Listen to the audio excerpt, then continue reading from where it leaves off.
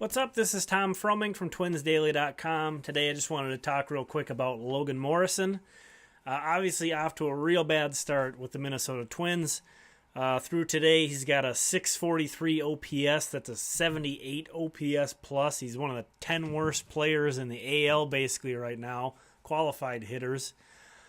What's the future going to hold for this guy? Is he going to turn it around? Is he going to stick around? The team has an option on him next year.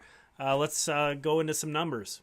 And I'll just show the numbers here on the screen, but you can see just crazy low BABIP for him, and there's reasons behind that, of course, and we'll get to that in a sec, but it's worth noting that he's only had a BABIP below 200 in 4 separate months over his entire career, 2 of which have come this season.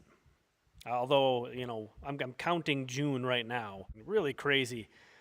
Especially considering that this is his 9th season, that 2 of his worst months in that stat have come this year. An optimist may kind of look at that and say he's been unlucky and that he's bound to put up better overall numbers from here going forward.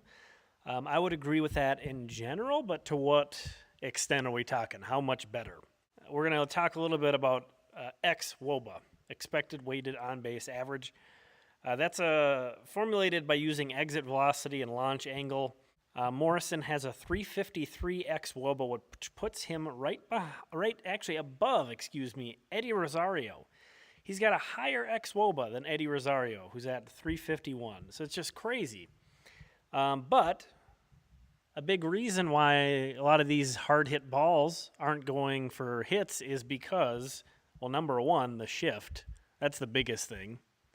But number 2, he's also a very slow runner. So anytime you have that combination of things, number 1, kind of a predictable area of where you're putting the balls in play, so teams can shift on you a lot. And number 2, poor foot speed, you're going to maintain a lower than average BABIP anyway. And his average exit velocity and his average launch angle aren't that different when he's come against the shift. But the production is just crazy different. He had a 369 WOBA against the shift in 2017, and it's just 292 this season. So it's been really crazy to see that. There's a couple other things working against him. His strikeout rate is actually down about 4%, so that's a good sign. But his infield fly ball rate is crazy high so far this year. Those infield fly balls, he really needs to reduce that percentage. That's high, way higher than his last year, but also far above his career average. So very strange year he's having. All right, there you have it. Logan Morrison, what do you think? Do you want more LoMo or no more LoMo? I guess is the question at the end of the day. The Twins do hold an $8 million team option on this guy for 2019. It's a pretty modest number. Obviously, he's got to turn things around for them to even consider bringing him back. But, you know, for a first base DH, you really got to have a guy hitting. And, you know, Morrison doesn't really add anything defensively that you can't find elsewhere. He's obviously a kind of a base clogger, too.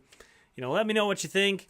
If you like this video, hit subscribe. I'm going to be doing these on a pretty regular basis going forward here. Check me out on Twitter. My handle's Baseball by Tom. And, of course, check me out at Twins Daily. Thanks for watching.